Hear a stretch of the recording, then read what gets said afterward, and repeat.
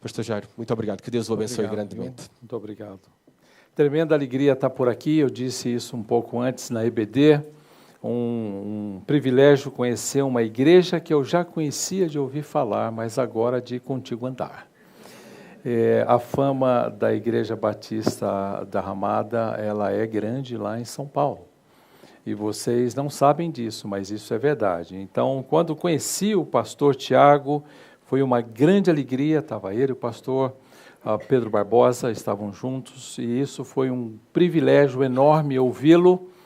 E prontamente ele disse, você aceitaria pensar em ir lá para Portugal, fazer alguma coisa? E coincidentemente, uma coincidência divina, um irmão na minha igreja, um empresário muito bem sucedido, ele disse, eu quero patrocinar isso. E ele então cuidou de todos os detalhes para que nós estivéssemos aqui por conta de uma generosa doação de recursos que permitiu Davi vir até aqui, a Renata Gandolfo, e também a mim, e permitirá voltar em outubro, se o Senhor assim permitir. E certamente é uma enorme alegria conhecer Melissa, que eu tinha visto apenas em foto, seus filhos, que nós veremos, e eles vão ganhar algumas coisinhas que eles vão gostar. Só os filhos dele vão ganhar algumas coisinhas. E certamente isso vai ser um tempo de grande alegria, terça-feira, quando nós estivermos juntos para desfrutarmos desse tempo de comunhão tão especial. Uma alegria enorme, uma honra para mim ser convidado para estar aqui. Que Deus abençoe e continue abençoando tanto a liderança quanto a igreja toda. É uma alegria cantar as mesmas músicas que nós cantamos e poder refletir sobre o caráter do nosso Deus, muito especial. O Rodrigo estava falando aqui do Salmo 119, não vamos ler o Salmo todo, né? Mas, irmão, eu preguei o Salmo todo. 1 ano e meio, pregando o Salmo todo, uma porção de 8 versículos de cada vez, o Salmo todo. A igreja me ama, vocês não acham que a igreja me ama? 1 ano e meio pregando o mesmo Salmo e a igreja estava ouvindo e sempre é algo diferente, embora seja o mesmo Salmo, uma grande alegria. De fato, o tema que nós temos que discorrer hoje é muito, muito especial para nós que amamos as Escrituras, nós amamos a Palavra de Deus. Eu gosto de lembrar daquele cego de nascença, em João capítulo 9, verso 25. Uma coisa eu sei, eu era cego e agora eu vejo. Uma coisa eu sei, eu era cego e agora eu vejo.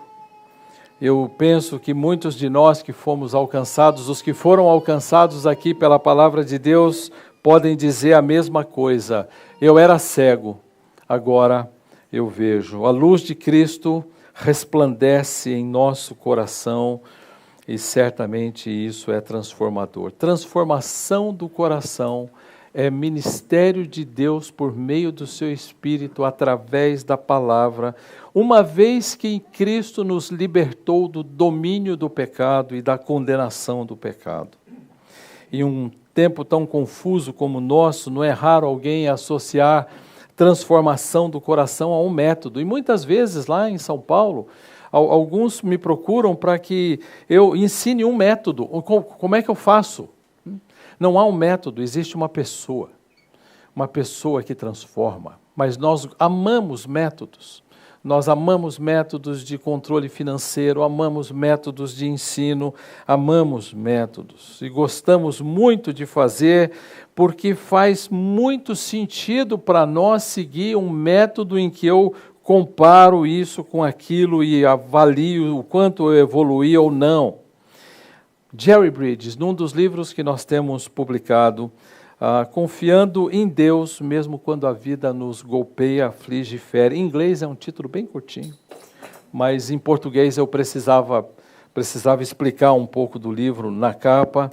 ele faz a seguinte pergunta. Quando você pegar o livro de Jerry Bridges, esse livro, Confiando em Deus, você vai até a quarta capa. A quarta capa é aquela parte final que nós chamamos de contracapa, é a quarta capa, e você abre lá e você vai ver a seguinte declaração dele. Ele faz uma pergunta e ele mesmo responde. Por que é mais fácil obedecer a Deus do que confiar nele? Porque é mais fácil obedecer a Deus do que confiar nele. E ele mesmo responde, simplesmente porque obedecer a Deus faz mais sentido para nós. O que eu tenho que fazer? Bom, eu tenho que ir na igreja, eu tenho que dar o dízimo, eu tenho que, enfim, é mais fácil, eu avalio melhor, eu meço. Porque é mais fácil obedecer a Deus do que confiar nele, porque faz mais sentido para nós. Mas quando as coisas estão bem difíceis, confiar nele, quando eu não tenho recursos, pode não fazer tanto sentido assim. E então, ele está dizendo que nós gostamos de seguir métodos e processos, haja daquela maneira e não da outra, haja desse modo e não daquele. Quantas e quantas vezes eu participei de congressos de crescimento de igreja, desenvolvimento, administração de liderança. Hoje, eu participaria menos. Existe um caminho simples. Pregue a palavra, estude a palavra, converse com irmãos maduros que já caminharam um pouco, enfim, e andam um pouco mais nessa direção. É melhor do que muitas vezes simplesmente adotar um certo método. Embora métodos sejam positivos e processos também sejam positivos, o nosso coração idólatra tende a olhar para esses métodos e processos, não raro, como algo idólatra. Eu tenho, eu então executo, ele vai me dar o resultado esperado. E nós desenvolvemos então fé no método, não fé na palavra. Nós desenvolvemos fé no processo, e não mais fé no nosso Senhor Jesus Cristo e na palavra dele, porque parece fazer muito mais sentido. Fé no método, a Bíblia diz o que é. Fé no método, a Bíblia chama de idolatria. Idolatria. Quanto tempo eu tenho aqui para pregar, meu querido? Pregue a palavra. Você não sabe o que você está falando. Mas eu tenho bom senso, 50 minutos, mais ou menos. Eu entendi. Porque cremos que tais métodos podem produzir essa transformação, a gente se torna legalista. Porque começa a crer que o método é que vai fazer com que sejamos uma pessoa mais parecida com Cristo ou coisa parecida. E se alguém não tem os nossos métodos, está fazendo alguma coisa errada. Ou no mínimo alguma coisa inferior. Ou eles têm os nossos processos e métodos, ou ele está fazendo alguma coisa inferior na sua vida e igreja. É um fato para adeptos de certos modelos, e um deles em particular, no Brasil, nesse momento, existe uma grande discussão sobre modelo de ensino domiciliar. Não é? Eu acho que aqui também, eu acho que aqui já está mais estabelecido. Mas lá no Brasil está começando, e tem um certo modelo domiciliar, que tem um padrão X. E eles gostam, eles se orgulham muito de dizer que eles estão cumprindo de alguma maneira Deuteronômio capítulo 6, que nós vamos ver algumas passagens de lá. E um pastor amigo meu, muito querido, muito inteligente, muito capaz, ele tirou os filhos desse modelo porque ele não podia pagar os preços ali. E os pais da comunidade dele, então, o procuraram e disseram: você vai tirar o seu filho daqui? E o que você vai ensinar para eles? Ora, eu vou ensinar o que todo pai tem que ensinar e toda mãe tem que ensinar, em toda casa que tem que ensinar. Não é o modelo que ensina. E então ele disse, as pessoas ficaram: você vai tirar o seu filho daqui? Não pode. E ele disse: Jairo, eu percebi o tamanho da idolatria que se tornou o modelo. Um bom método muito bom de ser usado, legítimo, mas o nosso coração idólatra não é? Deus nos fez com a capacidade de adoração e o nosso coração tende a ser idólatra. E ele disse, eu percebi como isso alcançou alguns indivíduos ali naquele lugar. Orgulho de seguir esse modelo, esse ou aquele, ele está na base da arrogância, da altivez, própria de quem usa a sua régua de medir os outros. A régua não é a palavra, é ele. É o que ele faz, são os valores que ele tem, não são mais os valores que as Escrituras dão. Mas quando nós olhamos para as Escrituras, nós temos pelo menos duas realidades que não podem sair do nosso alcance, não é? Eu não sei se existe aqui a expressão alça de mira, né? Aquela espingarda que, enfim, o rifle. A primeira diz respeito à natureza das Escrituras, e que diferem da natureza dos métodos, que diferem da natureza dos modelos e fórmulas humanas. E como diferem? Diferem demais. Então, quando você estiver olhando para as Escrituras, elas são poderosas, e essa é a primeira das duas realidades que eu quero falar aqui. Elas são poderosas para transformar o coração do homem por causa da sua natureza divina. Acredite, Deus deixou uma palavra para nós, e você sabe disso, e eu sei, eu só estou aqui porque vocês amam a palavra, pastor Tiago ama a palavra, e é por isso que ele me convidou para cá. Nenhum método envolvido e desenvolvido por qualquer homem tem uma natureza divina.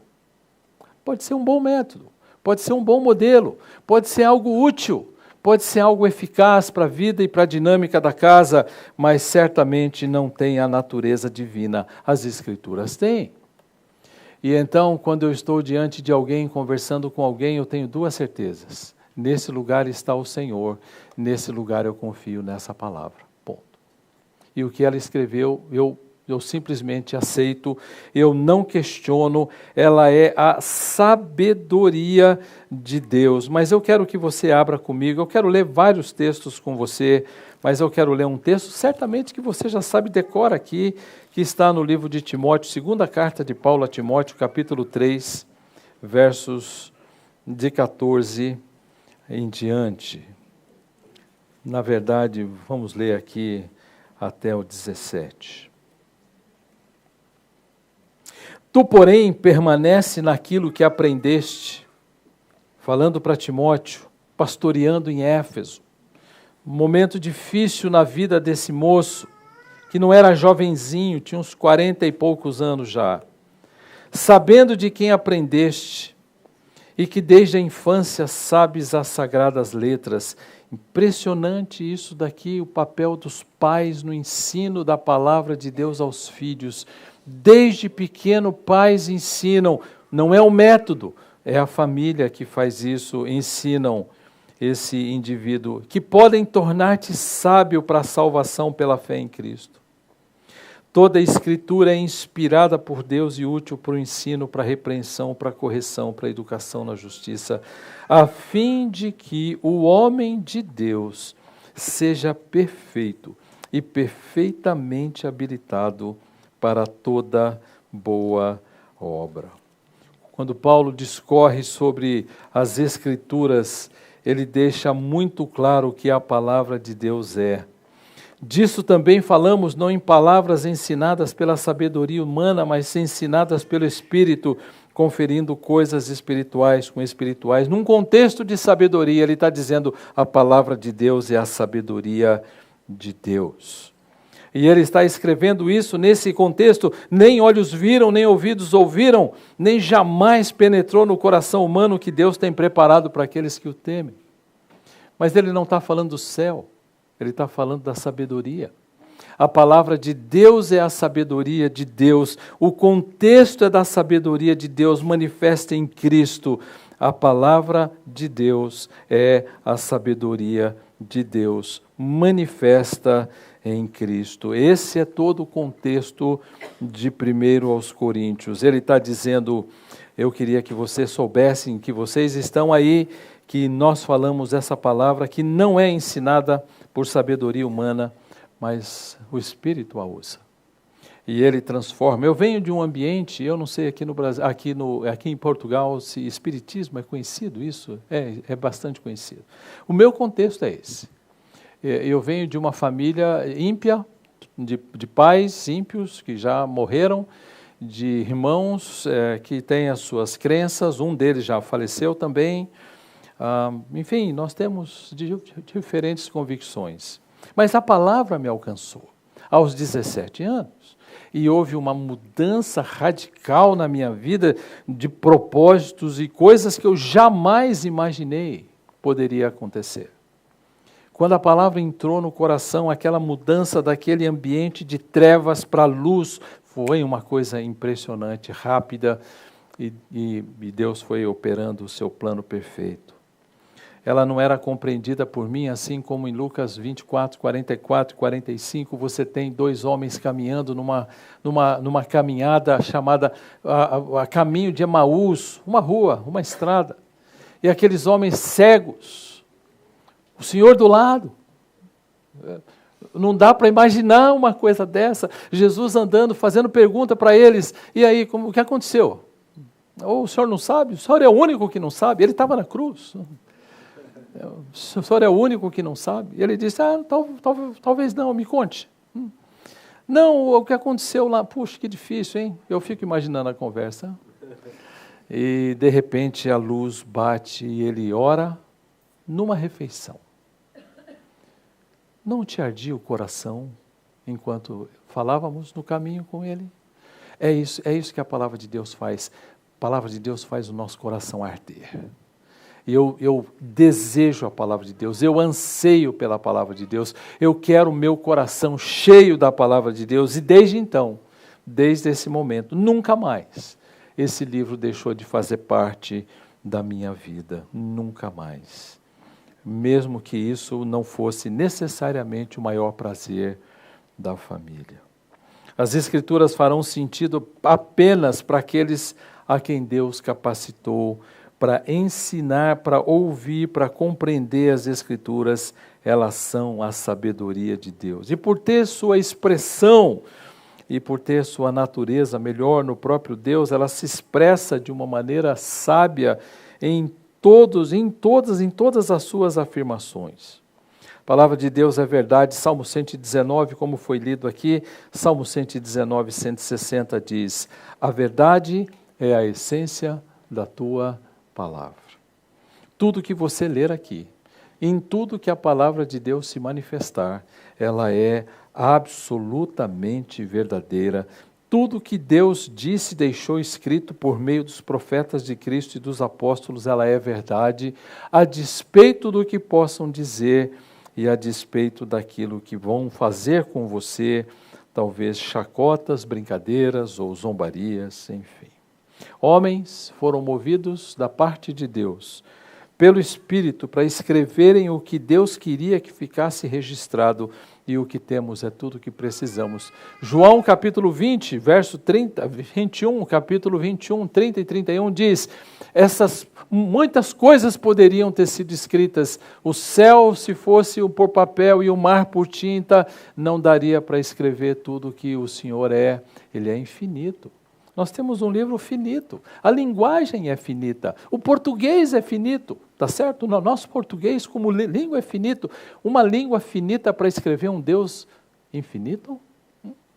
Aí ele diz, mas tudo que foi escrito era suficiente para a nossa vida. Aquilo que está escrito e o que temos escrito é suficiente para nós, para que o homem fosse salvo e entendesse a palavra de Deus. Há um debate no Brasil muito grande sobre a suficiência das Escrituras. E esse debate ele tem acontecido já há décadas. E ele tem momentos em que a igreja de repente diz, olha, a suficiência das Escrituras fazem todo sentido. Essa semana que entra, a partir de amanhã, nós vamos gastar a semana inteira falando sobre isso. Mas há momentos em que surge um grupo que diz, será? E então coloca em questionamento, cheque, perguntas, propõe situações em que quase equipara a filosofia à palavra de Deus e talvez princípios sociológicos às Escrituras, enfim. A palavra de Deus é suficiente. Tudo que Deus deixou escrito é para nós suficiente para lidar com as questões da alma humana, aquilo que não é orgânico. O salmista afirma algo que eu queria que você acompanhasse comigo rapidamente, é só uma leitura rápida, Salmo 19. O Salmo 19 diz assim, Salmo 19, 7. A lei do Senhor é perfeita. Bom, ao que é perfeito não se acrescenta nada, estou certo? Ao que é perfeito não se acrescenta nada. Então, não precisamos de nenhum recurso adicional para que o homem lide com o seu coração. Tudo que ela diz é perfeito. E ao que é perfeito, não se acrescenta nada. O que ela faz? Ela restaura a alma. Ela restaura a alma. Você não tem ideia da transformação do coração que eu tenho visto na vida de tantas pessoas que têm sua alma restaurada por causa das Escrituras. Eu vou dar exemplos aqui durante a semana, mas eu não sei o quanto você aconselhou pessoas que foram abusadas fisicamente, crianças ou adultos. Eu aconselhei uma moça que foi abusada aos 9 anos. Você não imagina as marcas. São marcas profundas no coração dela. E foi bem difícil o nosso começo, quando ouvimos, Ivanice e eu, nós ouvimos, enfim, choramos num restaurante quando nós estávamos ouvindo o relato dela, de dor, a dor dela era grande, muito grande. E nós enxugávamos lá com os guardanapos que lá tinham, enxugávamos as lágrimas e ela relatava o problema dela. Hoje, se você fala com essa mesma mulher, ela é outra mulher. A palavra de Deus produziu um fruto. E ela diz, você sabe o que aconteceu outro dia? Eu vi o meu abusador. Eu estava andando na rua e o vi. E sabe o que eu tive por ele? Compaixão. Está muito de acordo com a mensagem de manhã aqui de perdão. Né? Compaixão. Mas eu não pedi para ela dizer isso. Eu só estou aconselhando com a palavra de Deus, o que a palavra de Deus faz. E ela disse, você acredita que eu não tive raiva, eu não tive ódio, eu não tive rancor? A única coisa que eu tive foi olhar para ele e orar por ele e ter compaixão dele. Vai na contramão de tudo que a gente vê, mesmo dentro da igreja mundial. A palavra de Deus restaura a alma. É isso que ela faz. Há algo, um turbilhão, um vulcão aí no teu coração, a palavra de Deus restaura. Ela é restauradora, ela refaz. Ela torna nova tudo e todas as coisas. E ele, salmista, está dizendo, é isso que a palavra de Deus faz, é isso. Nós cantamos aqui uma música que diz exatamente isso. Elas dão sabedoria aos simples. Nós cantamos aqui. É isso que ela faz. Ela pega um indivíduo como eu, estúpido, e de repente vai me ensinando. Eu vou dizendo, meu Deus, como é que eu conseguia viver naquele ambiente, naquela vida, naquele mundo, naquele lugar, daquele jeito como eu vivia. Ela vai me ensinando, ela vai tornando o meu coração transformado por ela. O Senhor me libertou do domínio do pecado. Todos que estão em Cristo não são mais escravos do pecado. Isso por si é uma declaração para a gente cantar o dia inteiro. Mas enquanto eu não tinha Cristo, eu era escravo do pecado. Agora que eu não sou escravo do pecado, eu posso olhar para a palavra de Deus e viver uma vida de sabedoria. Mas olha o que ela diz, os preceitos do Senhor são retos. Sabe o que eles fazem? Alegram o coração. O que tem de pessoas tristes, amargas? Não é um parque. Por mais que eu goste de viajar e ame a tua terra, não é a tua terra que me alegra, não é a viagem, é o Senhor na tua terra.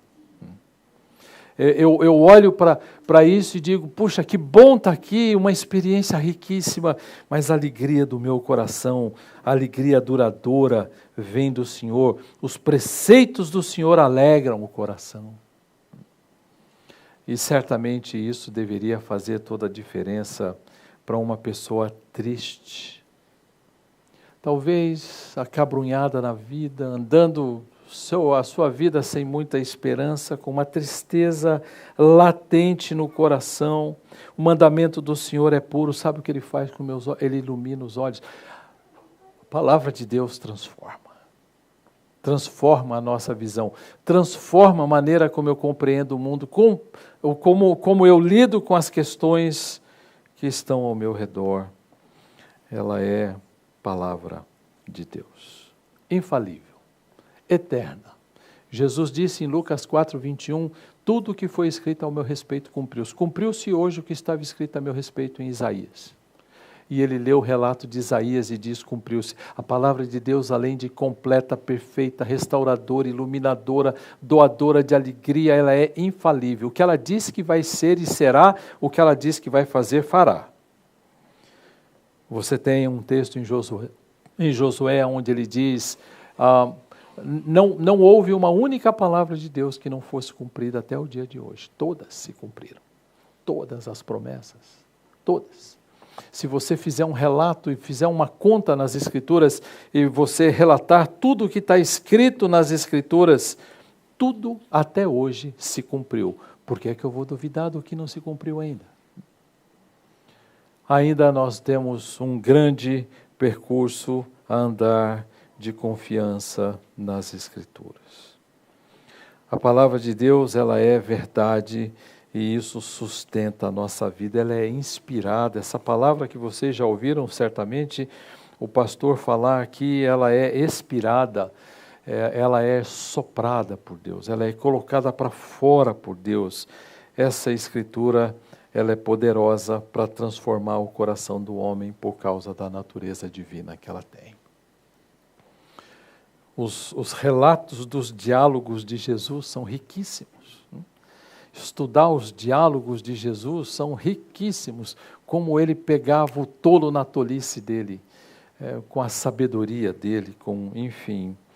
As Escrituras podem transformar o coração do homem por causa da sua natureza divina.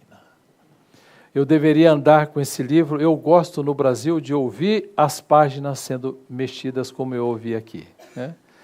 E aí quando a gente pede para abrir, agora lá estão levando celular, então o celular não faz barulho, não é? Então o indivíduo abre a página. Eu gosto desse livro, muitas vezes eu saio com ele porque eu quero me identificar com ele, muitas vezes eu quero que as pessoas me vejam com ele, porque eles sabem de onde eu venho, eles sabem que cidadão eu sou, porque eles de alguma forma vão me identificar e eu quero ser identificado dessa maneira. A segunda realidade diz respeito à ação propriamente das Escrituras. Elas transformam o coração porque têm o poder de penetrar profundamente no coração. Eu não conheço uma única vida que manteve-se a mesma depois de ter sido afetado pela palavra de Deus. Não conheço. Uma única vida. Houve um processo de transformação, não pequeno. Eu era cego, agora eu vejo. Antes eu não via, agora eu vejo. As Escrituras transformam o coração, porque tem o poder de penetrar nele profundamente. Quando a lei foi repetida no deserto, o livro de Deuteronômio,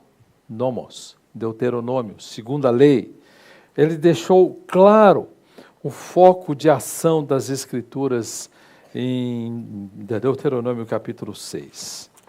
Em Deuteronômio capítulo 6 existe ali um testemunho riquíssimo que foi dado àquela geração. A geração dos pais desses indivíduos aqui ficou no deserto. E Deus disse, por causa da dureza do coração deles, idólatra, eles não entrarão na minha terra e eu não vou deixar. Só 2 pessoas entraram, Calebe e Josué. E esses dois foram os únicos que entraram daquela geração. E ele está repetindo, Moisés, repetindo. Sabe o que é isso? Pastor, sabe o que é isso? Ensinar, depois de 25 anos, ensinar tudo de novo. E não é assim que é o ensino na igreja? Cíclico. Você ensina hoje algo, ensina amanhã, daí 2 anos muda a população, ensina de novo a mesma coisa. Deuteronomos. Segunda lei está sendo repetida. Moisés, que homem, que homem. Eu tenho quase certeza que você pensa que Moisés foi o homem mais bravo que existiu na face da terra. Bateu na pedra, bateu na rocha, fez uma porção de coisas. Sabe o que a Bíblia diz sobre Moisés? Ele era o homem mais manso da face da terra. Ele era manso, aguentar 1,5 milhão de pessoas, manso, muito manso, muito manso. O indivíduo chegando lá para cobrar pepino, cebola do Egito, alho. Ora, vocês estão livres. Não, lá eu tinha de graça, de graça. E ele olha para aquele povo e diz, eu quero falar algumas coisas para vocês. E ele então repete, o homem mais manso da face da terra, querido demais, teve seus momentos. Ele teve as suas crises. Eu também tive as minhas. Você tem as suas.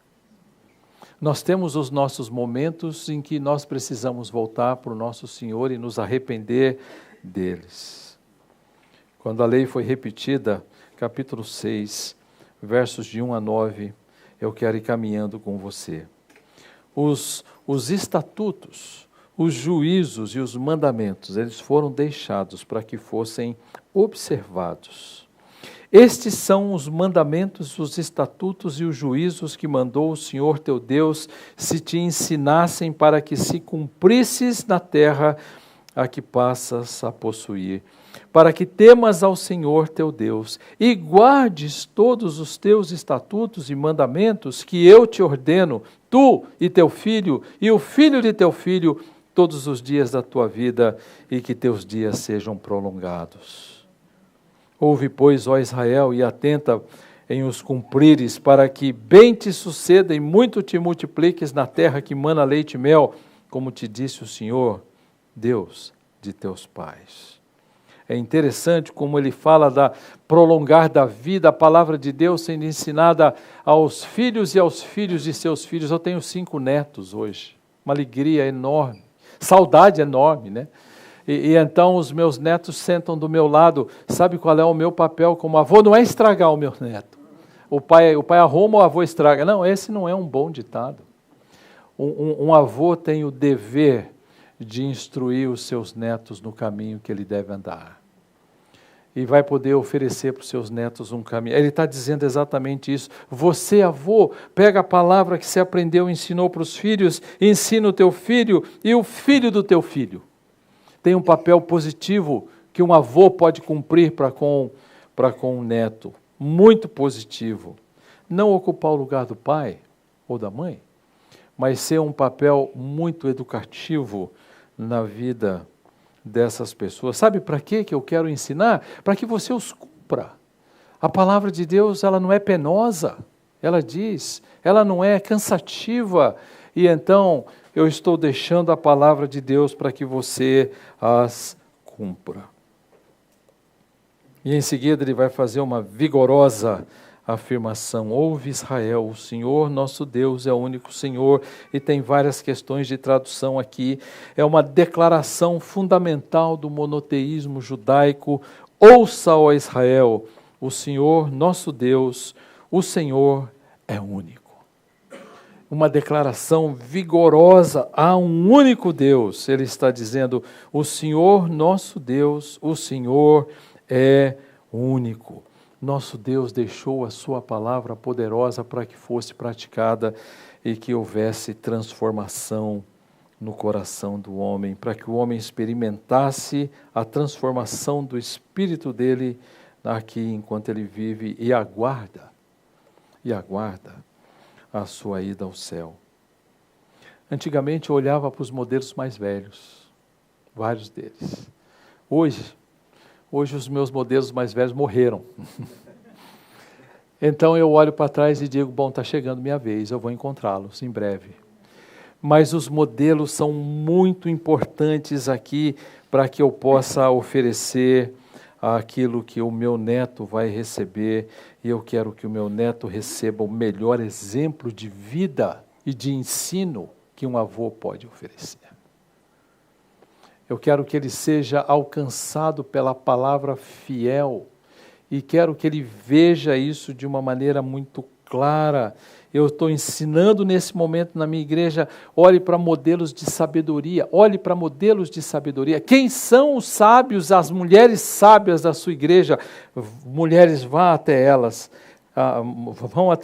homens, vão até os homens mais velhos e ouçam o que eles têm para dizer. O Senhor nosso Deus é uma declaração muito forte, muito forte. E ele diz, amarás, pois, o Senhor teu Deus de todo o teu coração. É isso que o modelo faz, de toda a alma, de toda a força. Esse é um desejo que eu ainda anseio ver na igreja, de um modo geral, não só a igreja brasileira como mundial.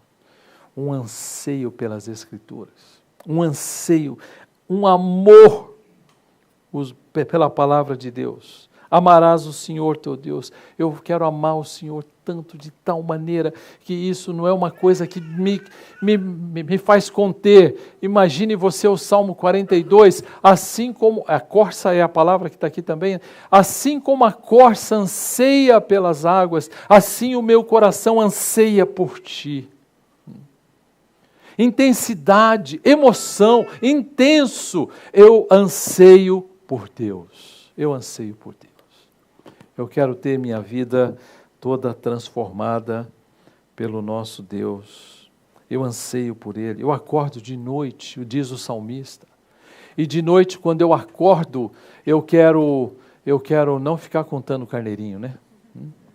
Eu vou falar com o pastor deles. Então eu quero conversar com o Senhor, eu quero ansiar o Senhor. Eu quero dizer para Ele, Senhor, fala comigo aqui, eu quero dizer para o Senhor dos meus anseios. Eu anseio, Senhor, fala comigo.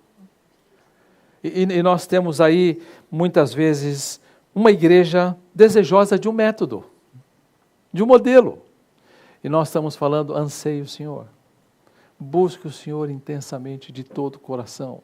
E você vai ver essa palavra viva transformando intensa e inteiramente o seu coração. Ela tem o poder de transformar. Ame o Senhor teu Deus de todo o seu levav, todo o seu coração, de toda a sua alma, de toda a sua força. É uma maneira de dizer inteiramente, completamente, perfeitamente, tudo. Ame, ame, ame. Essas palavras que hoje te ordeno estarão no teu coração. É isso que ela tem que fazer. Eu gostava de métodos demais, então eu vou contar para você. Eu fui um método de ensino, de estudo bíblico meu. Eu ouvia sempre que as pessoas levantavam de madrugada para estudar.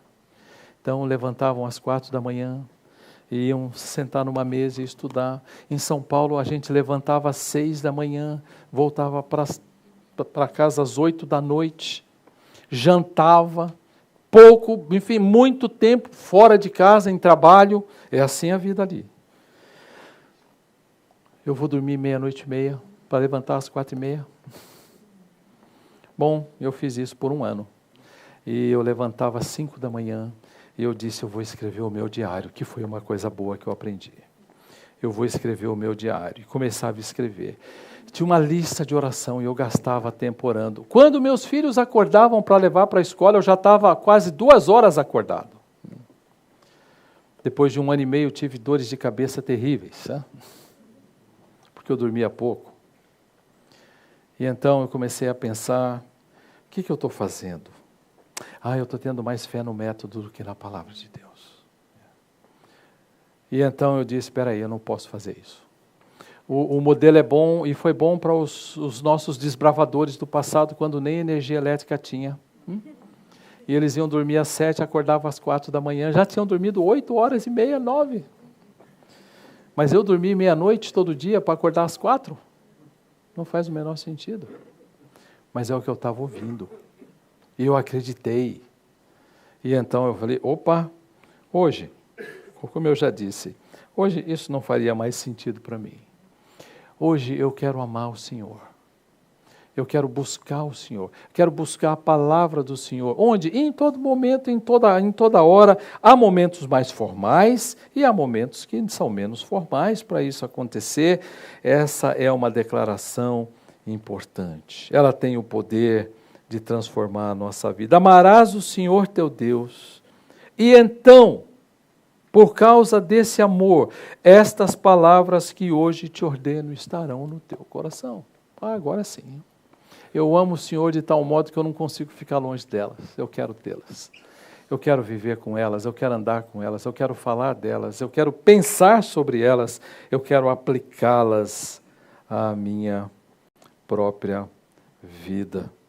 É isso que a palavra de Deus faz com o homem alcançado, faz esse homem amar as Escrituras. Pense em como você vai estudá-las.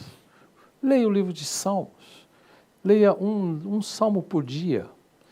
Anote alguns versículos. Decore durante o dia. Coloque no carro alguns selinhos ali onde você pode, de alguma forma, lembrar daqueles textos que você leu durante o dia. O mês tem 31 dias. Provérbios tem 31 capítulos. Leia um livro por dia. Um capítulo por dia. Anote alguns textos, decore durante o dia. No final de 31 dias você terá 31 versículos alimentados na sua mente. Olha isso. E você está no trânsito, ao invés de alguém te fechar, e você fala, eu tenho o direito de andar aqui, você diz, Senhor, a tua palavra é luz para o meu caminho, lâmpada para os meus pés. E então você vai sendo alimentado por ela. Sabe qual era uma boa hora de eu fazer o meu tempo com a minha família? No jantar. Não pela manhã, no jantar. Todos nós jantávamos juntos, porque os filhos cresceram, cada um tinha a sua atividade, minha filha linda que está aqui, minha mulher maravilhosa que está aqui, cada um de nós tinha atividade, as duas morenas de olhos verdes. A minha filha é solteira, mas nem se atreva você, nem se atreva. Nós sentávamos para jantar, o que nós fazíamos? 1h30 de jantar, 1h30, 2, compartilhando da vida, compartilhando das realidades que a palavra de Deus propunha, era o tempo ideal para nós. Não cabia no modelo, este ou aquele. Esse cabe bem em outro lugar, que bom, aleluia, que ótimo. No meu não. Então a gente desenvolveu o nosso próprio caminho ali, amando o Senhor de todo o coração, amando a palavra dele, amando as Escrituras. A família toda, pela graça de Deus, o Senhor tem mantido no ministério. Estas palavras que hoje te ordeno estarão no teu coração. E tu então as inculcarás aos teus filhos. Sabe, uma maneira de você inculcar a palavra de Deus ao seu filho, seja coerente. Faça o que você ensina. Não ensine o que você não faz, mas faça o que você ensina. Cumpra o que você ensina nas Escrituras. E diga para o seu filho querido, esse é o caminho por onde a gente deveria andar. Ali no Brasil existe o mau hábito de pais darem ordens demais para os seus filhos e vivem com ordens, isso não pode, isso pode, isso não pode, isso não pode, enfim, porque eles creem nos métodos. Mas eu deveria desenvolver, além da autoridade que Deus me deu, sem dúvida alguma, como pai, para ensinar, para ser modelo para o meu filho, eu deveria desenvolver um relacionamento carinhoso de amor, aonde os meus filhos vão andar perto de mim, desejando estar juntos. Eles querem estar juntos, porque eles querem estar com o papai e com a mamãe, cujo modelo eles querem copiar. Você vai inculcar, você vai pegar a palavra, vai abrir, vai colocar na cabeça dos filhos. Ela tem a natureza divina, ela tem o poder de penetrar o coração e ela tem o poder de transformar. Seu filho não será transformado. Melhor, você não será transformado, senão pela palavra de Deus. E ela precisa estar na tua mente o tempo todo. Dela você vai falar sentado em casa. Dela você vai falar andando pelo caminho e deitando. Quando que nós vamos compartilhar das Escrituras? A vida toda, o tempo todo. E na minha mente eu pensei, por que um tempo só específico?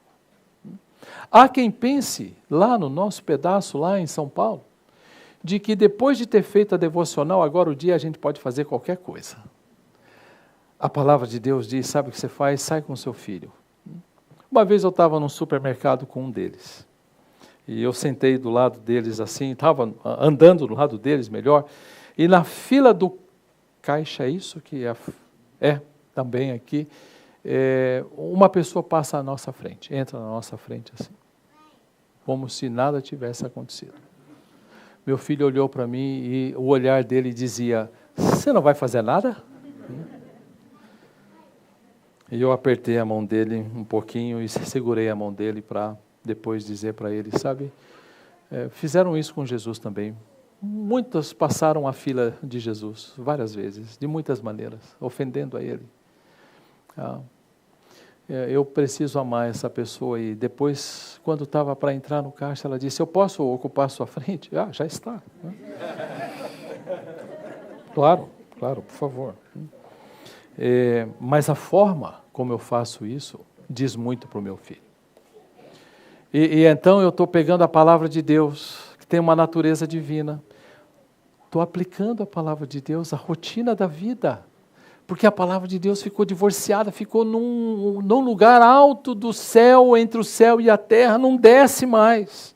Não, você vai pegar e vai inculcar o seu filho. Dela vai falar sentado em casa, andando pelo caminho, ao deitar-te, ao levantar-te, o dia todo. Assistir televisão com controle remoto na mão. E nós vamos avaliando aquilo que nós estamos vendo, enquanto compartilhamos sobre aquele beijo que a namorada dá no colega do amigo do namorado. E então um olha para o outro e diz, o que a Bíblia chama isso? Como a Bíblia chama isso? Falarás a eles assentado. Opa, agora estamos conversando. Em que momento? Descansando. Em vários desses momentos, eu queria o tempo todo levar os meus filhos a terem a palavra de Deus penetrada no coração deles, para que elas pudessem oferecer o treinamento, a transformação melhor que só a palavra de Deus oferece. É a palavra de Deus no coração de um pai e numa mãe que vai inculcar o filho. Um pai só pode oferecer para o filho aquilo que tem. Ninguém pode oferecer mais do que tem. Você só vai oferecer para outra pessoa aquilo que você tem dentro do seu coração. Essa palavra no coração do Pai vai ser transformadora. Somente a palavra de Deus vai transformar o seu coração.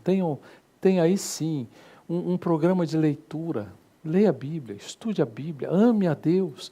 Senhor, fala comigo, eu quero acordar aqui, eu quero lembrar do Senhor, eu quero falar da palavra do Senhor. Elas são transformadoras. Um texto maravilhoso. Atos capítulo 4, verso 13. Aqueles homens estudados andaram com os iletrados. Por iletrado, não pense que eles eram analfabetos, eles não tinham treinamento formal. Era isso. E quando você olha para o livro de Atos, capítulo 4, verso 13, você tem aqueles indivíduos que não tinham um treinamento formal, costumamos pensar que eles eram analfabetos porque eram pescadores. Não eram. Certamente eles tinham seus limites por causa do não treinamento formal que eles não tiveram. Mas olha só o que acontece com eles. Ao verem a intrepidez de Pedro e João, sabendo que eram homens iletrados e incultos, por isso não tinham um treinamento formal, admiraram-se. Olha que palavra que eu queria que fosse aplicada a você e a mim. Admiraram-se e reconheceram que eles haviam estado com Jesus. Você deveria entrar num lugar e as pessoas deveriam dizer, essa moça esteve com Jesus. Esse casal que eu conheci lá na Bahia, esteve com Jesus. Eles andam com Jesus. Esse pastor anda com Jesus. Melissa anda com Jesus. Deveria ser uma coisa que ao entrar, enfim. Eu estava num restaurante uma vez com a minha família. Nós estávamos comendo. E nós oramos. E nós temos o prazer de orar de mãos dadas. Em todo lugar. E nós curvamos a cabeça para orar. Estamos ali orando. E 5 numa mesa, imagina. Todo o restaurante inteiro olhando. Aí alguns passam e dizem, olha, o que vocês fizeram foi tão bonito. Eu tinha vontade de dizer, então faça você também. Mas eles estão vendo pessoas transformadas. Não perfeitas. Não perfeitas. Transformadas. E eles estão andando com pessoas transformadas. E ali o texto diz, essa palavra que vai chegar para essa geração no deserto, ela vai andar e ela vai caminhar e vai atar como sinal as tuas mãos, serão como frontal entre os olhos. O judeu não entende isso muito bem. Ele põe os 10 mandamentos numa caixinha aqui, ele põe aqui, ele amarra na testa e ele prega em outros lugares, porque ele entende, se você já viu o Muro das Lamentações, ele está lá diante do Muro das Lamentações. Ele literalizou aquilo que a palavra de Deus não literaliza. E você vai atar por sinal as tuas mãos, frontal entre os olhos, escreverá nos umbrais da tua casa e nas tuas portas. Viva cada dia cheio dessa palavra, porque ela transforma. Não é um método, não é um modelo, é a palavra. Ela é transformadora. Ela tem o poder de investigar, avaliar, examinar, discernir o coração do homem. Em Hebreus 4:12 está escrito, a palavra de Deus ela é viva e eficaz, mais penetrante do que uma espada de 2 gumes, e chega ao ponto de dividir juntas e medulas, alma e espírito. É isso que ela faz. Motivação, por que eu quero fazer o que eu quero fazer? Por que eu quero falar o que eu quero falar? Por que eu estou fazendo o que eu estou fazendo? Ela discerne os motivos, ela traz luz, ela é límpida, ela dá sabedoria, ela ilumina, ela restaura. Ela restaura. Alguns indivíduos vêm me procurar depois de passar por vários psicólogos. E eu pergunto qual foi o processo. Eles dizem, resultado nenhum, gastei dinheiro. Investi muito dinheiro onde eu não podia gastar, mas o que eles me disseram é, por que você não muda isso? Por que não sai de férias? Você está estressado? Sai de férias. Como se isso resolvesse o problema do coração humano. E eles então dizem, de repente eu tive contato com as Escrituras. Elas mudaram a vida. Mudou completamente a vida. Ela não é só história, ela é ativa, ela é vida, ela é penetrante, ela é efetiva. Ela tem a capacidade de discernir, de penetrar no mais íntimo do interior do homem. Por que alguém pensaria que um método humano pode fazer isso? Não há possibilidade de nada nem ninguém fazer aquilo que só Deus em Cristo, por meio da sua palavra, usando o seu Espírito, pode fazer. Ela penetra o coração do homem. Mas nós temos um veneno sendo publicado, dizendo que nós temos aí mais de 300 posições em psicologias do mundo, tanto oriental quanto ocidental. Nenhuma delas alcança o coração do homem, a palavra de Deus alcança. E quando alguém veio falar comigo, certa vez, uma professora veio falar comigo, dizendo, pastor, eu tenho pânico de sala de aula, eu entro na sala de aula, me dá pânico. E eu estou tomando remédio, fazendo tratamento, tenho essas medicações. Eu disse, bom, eu não sou médico, eu não vou tirar remédio seu nenhum, não posso fazer isso. Mas uma coisa eu posso fazer com você. Eu posso te ajudar a entender a palavra de Deus. E então, ela começou a estudar a palavra de Deus, ficou licenciada por quase 1 ano, porque ela não tinha condição de entrar em sala de aula, fazendo tratamentos fora.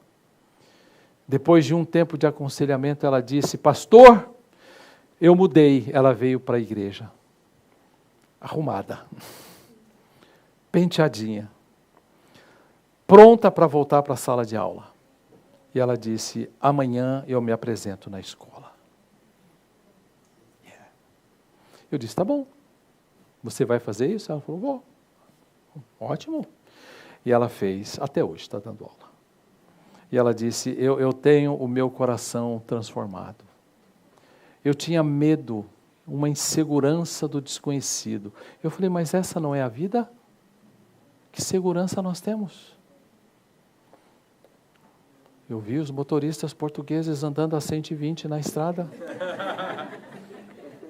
Fiquei com medo. Eu falei, uau, eu não posso, não tem estrada no Brasil a 120, não existe estrada no Brasil. Mas aqui eu estou a 120, o indivíduo vai... Eu disse, Senhor, que Ele me veja bem e passe longe. Traz luz.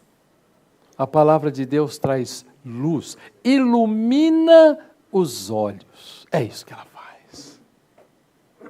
Não é bacana isso? Não é algo especial que a palavra de Deus faz? Ninguém em outro lugar, nenhum ensino, nenhum texto é capaz de fazer aquilo que só as Escrituras podem fazer. Ela ilumina os desejos, ela corrige, ela discerne os pensamentos, ela simplesmente lida com o meu coração. Não falei para você não me deixar falar aqui à vontade, que senão... Mas eu já vou caminhar para o final, só tenho mais 10 folhinhas aqui para eu... Essa palavra precisa ser guardada e obedecida. Deuteronômio capítulo 4, versos de 5 a 9, ele está dizendo nesse texto, eis que vos tenho ensinado estatutos e juízos, como me mandou o Senhor meu Deus, para que assim façais no meio da terra que passais a possuir. Deuteronômio 4, de 5 a 9. Guardai-os, pois, e cumpri-os, porque isso vos será sabedoria e o vosso entendimento perante os olhos dos povos, que ouvindo todos esses estatutos dirão, certamente este povo é gente sábia e inteligente. É o que deveriam fazer conosco.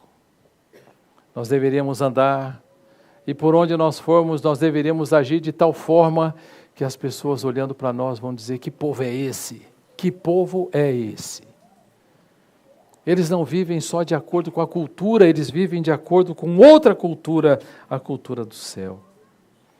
Pois que grande nação há que tenha deuses tão chegados a si como o Senhor, nosso Deus, todas as vezes que invocamos.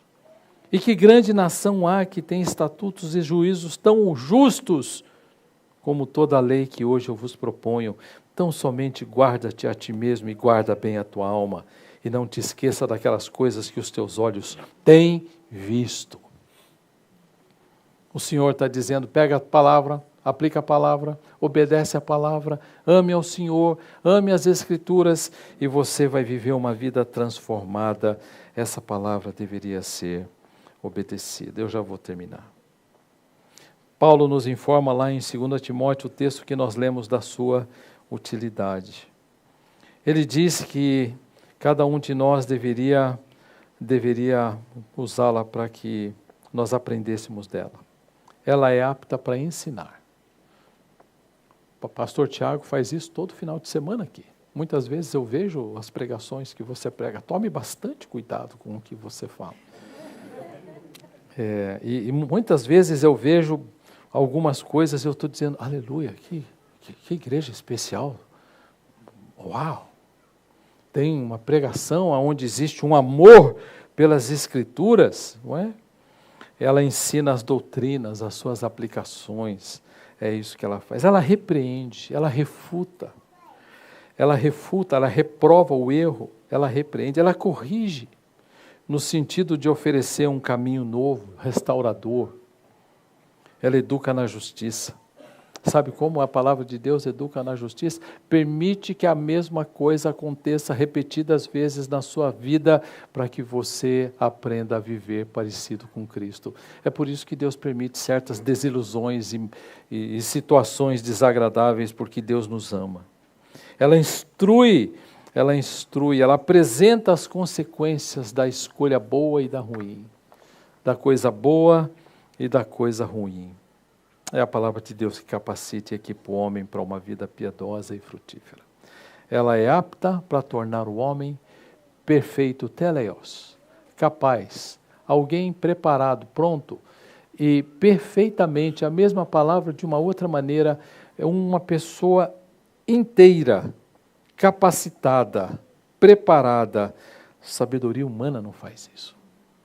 Você pode treinar o que for, não faz isso. Sou mais sábio do que os meus mestres. Sou mais sábio, a palavra de Deus diz isso nos Salmos, sou mais sábio do que os meus mestres. Nós lemos aqui. É por isso que Deus usa essa ferramenta essencial para aperfeiçoar, para lapidar, para burilar a pedra bruta do nosso coração. Eu agredi uma vez o meu pai, mas agredi de uma maneira que eu ia jogá-lo no chão. E eu fiquei enfurecido eu tinha, 17, 18 anos. No começo da minha caminhada, esse era o meu coração. Esse era o meu coração. Ele continua sendo a mesma coisa, só que hoje é restaurado. Ele é um coração mau, mas restaurado. E então, naquele momento, eu fui para a igreja e ouvi uma palavra sobre a graça e o amor de Deus, desse livro. E o pastor lá pregou sobre o amor de Deus, e eu voltei para casa e falei, Senhor, eu quase jogo meu pai no chão e jogo ele num lugar alto. Eu estava pronto para isso. Ele puxou uma cadeira e eu puxei outra, e quando ele percebeu minha fúria, ele fugiu. Nunca mais ele levantou a voz para mim, não por respeito, mas por medo de mim. Olha que coisa triste, terrível. E então, quando eu tô ali diante daquela situação, olhando para aquilo, eu aprendi da palavra de Deus. O que a palavra de Deus vai fazer? Vai transformar a minha vida. E agora eu tenho que fazer alguma coisa. Eu preciso ir até o meu pai e pedir perdão para ele. Mas eu preciso mais do que isso. Eu preciso demonstrar para o meu pai que eu amo o Senhor. Que esse comportamento não faz parte da minha vida. E que eu deveria ser uma nova criatura. E então fui até ele. E disse para ele, eu queria pedir perdão para o Senhor. Ele era muito agressivo. Muito. Mas fui eu quem errei. Eu não quero saber se ele era agressivo ou não. O pecado é meu. Sabe o que a palavra de Deus disse para mim? Se você tiver que confessar o seu pecado, vai, confessa o teu pecado, pede perdão e limpa a tua vida, e acabou, deixa ele com a vida dele. E eu fui lá com ele, e ele disse, filho, um dia você vai matar o seu pai. Eu disse, não vou. Eu estou te pedindo perdão. Daquele momento em diante, nossa vida mudou. E eu cuidei dele até a morte dele. Mas, um momento eu tive que ir até ele para pedir perdão. Mas o que me fez pedir perdão? Não foi um pensamento psicológico, um encorajamento de um coach. Foi a palavra. Ela entrou no meu coração e ela disse, vai lá e mostre para o seu pai quem você é em Cristo, a nova criatura que você é, e limpe o seu coração e não deixe que nada, enfim, obscureça. Daquele momento em diante, caíram algumas escamas. É o que a palavra de Deus faz. De agora em diante, violência, agressividade não é mais parte, enfim, se repetiu por várias vezes, mas não era mais parte da rotina, da dinâmica, do hábito. E então, é isso que a palavra de Deus faz. Ela pega e treina na justiça, 2 Timóteo 3,17. Ela treina na justiça. E é isso que Deus usa, a sua palavra, para transformar o coração. Ela fortalece aquele que tem prazer nela e torna esse homem frutífero. Salmo 1. O Salmo 1, e eu vou terminar com ele aqui, eu acho. Nós estamos encurtando para a gente poder ter um tempo de comunhão aqui, não é? Bem gostoso. Bem-aventurado, feliz. John Piper fala muito sobre contentamento. Né? Ele tem razão. Eu preciso aprender a viver contente. contente com as coisas que eu tenho, contente com o que eu sou, contente com a família que Deus me colocou, contente com a igreja onde eu estou. Bem-aventurado o homem, aqui é feliz, o homem que não anda no conselho dos ímpios, não se detém no caminho dos pecadores, não se assenta na roda dos escarnecedores, antes o seu prazer está na lei do Senhor. E na sua lei medita de dia e de noite. Ele é como árvore plantada junto à corrente de águas, que no devido tempo dá o seu fruto, cuja folhagem não murcha, e tudo que ele faz será bem sucedido. Impressionante o que a palavra de Deus é capaz de fazer conosco. A transformação que ela é capaz de operar, as pessoas são capazes de ver. De ver. O olhar muda. O falar muda. O viver muda. Contribuir muda a vida. Feliz esse homem, ele é como árvore frutífera plantada junto às águas, em todo o tempo. Se eu contasse para vocês das minhas situações financeiras no Brasil, você não acreditaria. Eu estou vivo até hoje. Não foram poucas as dificuldades de abrir a geladeira e não ter nada nela no último dia do mês tendo recebido. Deus fez provisão o tempo todo. Não me admira das Escrituras, e aí sim eu vou terminar com esse Salmo 119, verso 24. Não me admira o salmista ter dito o que ele disse. Os teus testemunhos são o meu prazer. É isso aí. A palavra de Deus é o nosso prazer. Espero que seja o seu. Quero encorajar você a que seja o seu prazer. Segundo, são os meus conselheiros. Quem me aconselha? A palavra de Deus. Ela é habilidosa, ela é capaz, ela é competente.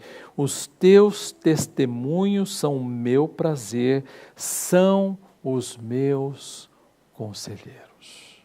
Que coisa boa, não? Que coisa boa. As Escrituras transformam porque têm o poder de penetrar profundamente o coração. Queria orar com você, pedindo que Deus permita que essa igreja permaneça no que está, amando as Escrituras, amando o Senhor, amando o Pai, amando o Filho, sendo instrumentos na mão do Espírito, amando essa palavra. Métodos não podem transformar. Métodos não podem transformar. Por causa da sua natureza e ação no coração, as Escrituras são a ferramenta que Deus usa para transformar o coração do homem.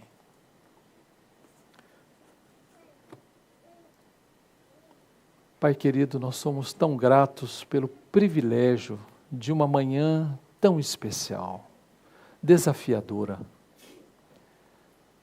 Junto com o teu povo, ó Deus, que privilégio os santos estarem juntos. Que privilégio os santos estarem juntos com a tua palavra aberta. Receba a nossa adoração, ó Deus. E o meu particular desejo é que a tua boa mão continue abençoando esta igreja. Que o Senhor continue a usar pastor Tiago e tantos outros líderes, para que mantenham esta igreja no reto caminho, amando a tua palavra, amando o Senhor Jesus, amando o Senhor, amando o seu povo, amando a ti e amando aos outros. Ó Deus, faça isso com esse povo, mantenha esse povo nas tuas mãos, todos os dias da vida desta igreja. Em nome de Jesus, ó Pai, oramos. Amém, Senhor.